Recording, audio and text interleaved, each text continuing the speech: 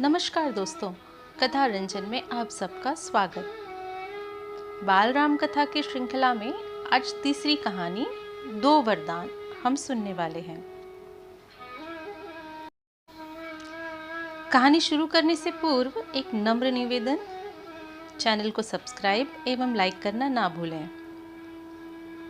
Bell icon press करें ताकि हमारी आने वाली हर कहानी की अपडेट आपको मिलती रहे। राजा दशरथ के मन में अब एक ही इच्छा बची थी, राम का राज्याभिषेक, उन्हें युवराज का पद देना। अयोध्या लौटने के बाद से ही उन्होंने राम को राजकाज में शामिल करना शुरू कर दिया था। राम यह जिम्मेदारी अच्छी तरह निभा रहे थे। उनकी विनम्रता, विद्वत्ता और पराक्रम का लोहा सभी मानते थे। प्रजा उनको चाहती थी। दशरथ के लिए तो वो प्राणों से प्यारे थे ही। दरबार में राम का सम्मान निरंतर बढ़ रहा था। राजा दशरथ वृद्ध हो चले थे। मुनि वशिष्ठ से विचार विमर्श के बाद एक दिन उन्होंने दरबार में कहा, मैंने लंबे समय तक राजकाज चलाया, जैसा बन पड़ा। अब मेरे अंग शिथिल हो गए हैं। मैं वृद्ध हो चला हूँ। मैं चाहता हूँ कि यह कार्यभार राम को सौंप दूँ। अगर आप सब सहमत हों तो राम को युवराज का पद दे दिया जाए। अगर आपकी राय इससे भिन्न है तो मैं उस पर भी विचार करने को तैयार हूँ। सभा ने तुमुल ध्वनि से राजा दशरथ के प्रस्ताव का स्वागत किया। राम की जय जयकार होने लगी। दशरथ थोड़ी देर तक सुनते रहे। संतोष के साथ उन्होंने कहा, शुभ काम में देरी नहीं होनी चाहिए। मेरी इच्छा है कि राम का राज्याभिषेक कल सुबह कर दिया जाए। यह समाचार पलक झपकते पूरे नगर में फैल गया। हर जगह बस यही चर्चा थी। राज्याभिषेक की तैयारियां शुरू हो गई। भरत और शत्रुघ्न उस समय अयोध्या में नहीं थे। वे अपने नाना कैकेयी राज के यहाँ गए हुए थे। भरत जब भी अयोध्या लौटने की बात करते, नाना उन्हें रोक लेते। भरत को अयोध्या की घटनाओं की सूचना नहीं थी। उन्हें अपने पिता के निर्णय के संबंध में पता नहीं था। यह जानकारी भी नहीं थी कि अगले दिन राम का राज्याभिषेक होने वाला है। कैकेयी से एक दिन में भरत और शत्रुघ्न का आना संभव नहीं था। राजा दशरथ ने इस संबंध में राम से चर्चा की। कहा कि भरत यहाँ नहीं है, पर मैं चाहता हूँ कि राज्याभिषेक का कार्यक्रम न रोका जाए। उन्होंने राम से कहा, जनता ने तुम्हें अपना राजा चुना है। तुम राजधर्म का पालन करना। कुल की मर्यादा की रक्षा अब तुम्हारे हाथ में है। राज्याभिषेक की तैयारियां रानी कैकेयी की दासी ने भी देखी, मंथरा ने। शुरू में उसे इस चहल पहल का कारण समझ में नहीं आया। उसने इसे कोई अन्य अनुष्ठान समझा। इतनी रौनक, ऐसी सजावट, ऐसा कुछ उसने अन्य अनुष्ठानों में नहीं देखा था। उसे अचंभा हुआ। फिर उसने रानी कौशल्या की दासी से पूछा। उसे तब पता चला कि कल राम का राज्याभिषेक होने वाला है। यह उसी उत्सव की तैयारी के लिए है। मंथरा जल भुन गई। राम का राज्याभिषेक उसे षड्यंत्र लगा, कैकेयी के विरुद्ध। वह कैकेयी की दासी थी बचपन से। कैकेयी का हित उसके लिए सर्वोपरि था। मंथरा उसे अपना हित मानती थी। वह कैकेयी की मुँह लगी थी। रानी कैकेयी भी उसे बहुत मानती थी। क्रोध से आग बबूला मंथरा रनिवास की ओर भागी। सीधे कैकेयी के कक्ष में पहुंची। वह हाफ रही थी। क्रोध से चेहरा लाल था। भागने के कारण सांस उखड़ रही थी। उसने रानी कैकेयी को सोते हुए देखा। किसी तरह स्वयं को संभालते हुए मंथरा ने कहा, अरे मेरी मूर्ख रानी, उठ। तेरे ऊपर भयानक विपदा आने वाली है। यह समय सोने का नहीं है, होश में आ। विपत्ति का पहाड़ टूटे इससे पहले जाग जाओ। रानी कैकेयी नींद से चौंक कर उठी।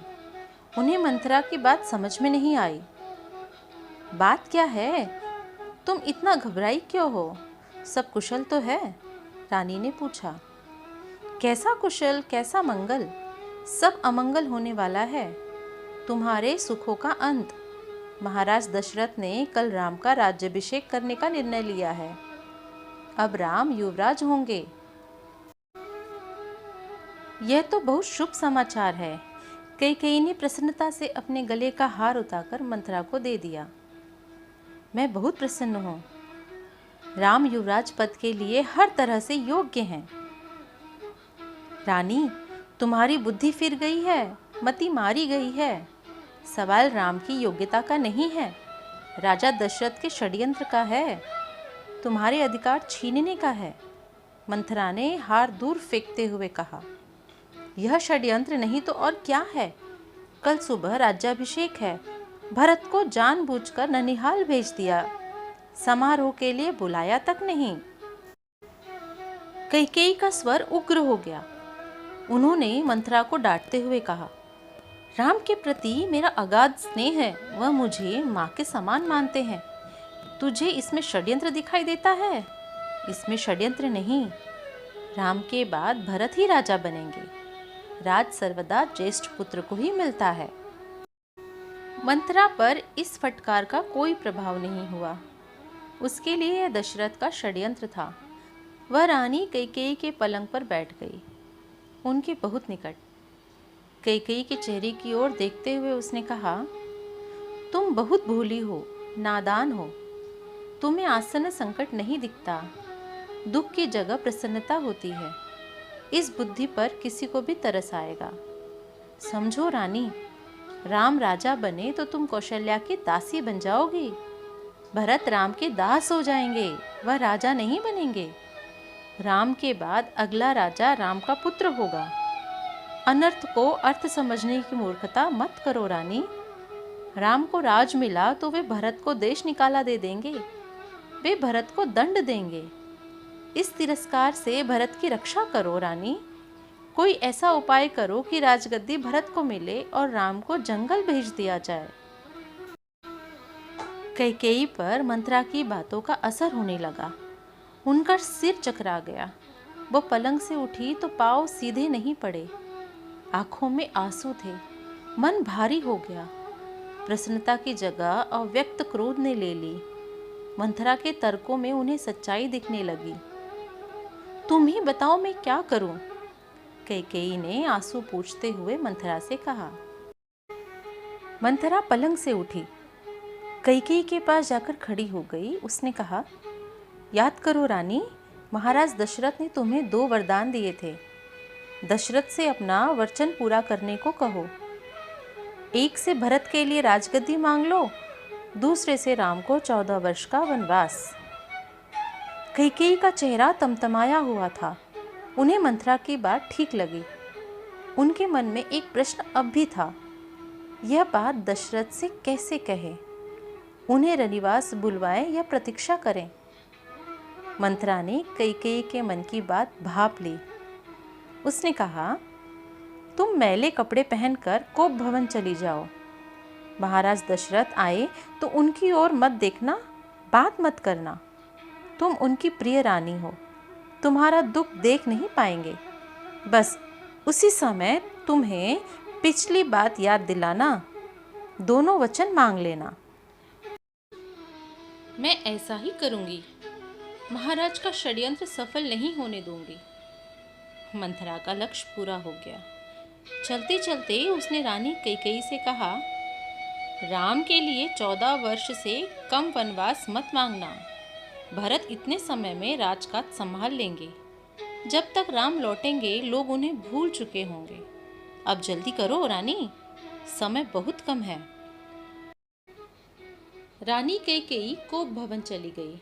मंथरा रनिवास से निकल गई। दिन भर की गहमागहमी के बाद महाराज दशरथ को रानियों की याद आई। तुरंत रनिवास की ओर चल पड़े, उन्हें शुभ समाचार देने। सबसे पहले वह कैकेयी के कक्ष की ओर मुड़े। कैकेयी वहां नहीं थी। प्रतिहारी से पूछा, पता चला कि वे कोप भवन में हैं। दशरथ को चिंता हुई। कैकेयी कोप भवन में? परंतु क्यों? क्या इसलिए कि उन्हें अब तक सूचना नहीं मिली? मैं उसे अवश्य मना लूंगा, दशरथ ने सोचा। दशरथ कोप भवन का दृश्य देखकर हैरान हो गए। उन्हें कुछ समझ में नहीं आया। कैकेयी जमीन पर लेटी हुई थी, बाल बिखरे हुए, गहने कक्ष में बिखरे हुए, कपड़े मैले। तुम्हें क्या हुआ है? क्या हुआ है तुम्हें? मुझे बताओ। अस्वस्थ हो? राजवैद्य को बुलाऊं? दशरथ ने कई सवाल पूछे, पर कोई उत्तर नहीं मिला। कैकेयी रोती रही। तुम मेरी सबसे प्रिय रानी हो। मैं तुम्हें प्रसन्न देखना चाहता हूँ। तुम्हारी खुशी के लिए मैं कुछ भी कर सकता हूँ, कुछ भी। धरती आसमान एक कर सकता हूँ। दशरथ ने कैकेयी को मनाने का बहुत प्रयास किया। उत्तर उन्हें फिर भी नहीं मिला। दशरथ भी भूमि पर बैठ गए, विनती करते रहे। हाँ, मैं बीमार हूँ, कैकेयी ने कहा। मैं अपनी बीमारी के संबंध में आपको बताऊंगी, लेकिन पहले आप एक वचन दें। मैं जो मांगू उसे पूरा करेंगे। राजा ने तत्काल हामी भर दी। कहा, मैं राम की सौगंध खाकर कहता हूँ, तुम्हारी हर इच्छा पूरी करूँगा। महाराज दशरथ ने राम की सौगंध ली तो कैकेयी उठकर बैठ गई। आप मुझे वे दोनों वरदान दीजिए जिसका संकल्प आपने वर्षों पहले रणभूमि में लिया था। महाराज दशरथ ने हामी भरी। कल सुबह राज्याभिषेक भरत का हो, राम का नहीं, कैकेयी ने कहा। दशरथ भौचक्के रह गए। उन पर वज्रपात सा हुआ। थोड़ा रुककर कैकेयी बोली, राम को 14 वर्ष का वनवास हो। दशरथ का चेहरा सफ़ेद पड़ गया। अवाक रह गए। सिर चकराने लगा। वे मूर्छित होकर गिर पड़े। कुछ देर में राजा को होश आया तो कैकेयी की ओर देखने लगे। बड़े कातर भाव से बोले, यह तुम क्या कह रही हो? मुझे विश्वास नहीं होता कि मैंने सही सुना है। पर कैकेयी अड़ी रही। दशरथ कैकेयी की बातों को अस्वीकार करते रहे, अनर्थ बताते रहे। तब कैकेयी ने अंतिम हथियार चलाया। अपने वचन से पीछे हटना रघुकुल का अनादर है। आप चाहे तो ऐसा कर सकते हैं, पर तब आप दुनिया को मुंह दिखाने योग्य नहीं रहेंगे। रही मेरी बात, आप वरदान नहीं देंगे तो मैं विष पीकर आत्महत्या कर लूंगी। यह कलंक आपके माथे होगा। राजा दशरथ यह सुन नहीं सके। दोबारा बेहोश हो गए। रात भर बेसुध पड़े रहे। बीच बीच में होश आता। वह कैकेयी को समझाते, गिड़गिड़ाते, धमकाते, डराते, पर कैकेयी टस से मस नहीं हुई। सारी रात इसी तरह बीत गई। तो इस तरह से रानी कैकेयी ने महाराज दशरथ से अपने दोनों वरदान मांगे। अब अगले भाग में हम राम का वनगमन, इसकी कहानी सुनेंगे। कहानी सुनने के लिए धन्यवाद। पसंद आई हो तो लाइक करना ना भूलें।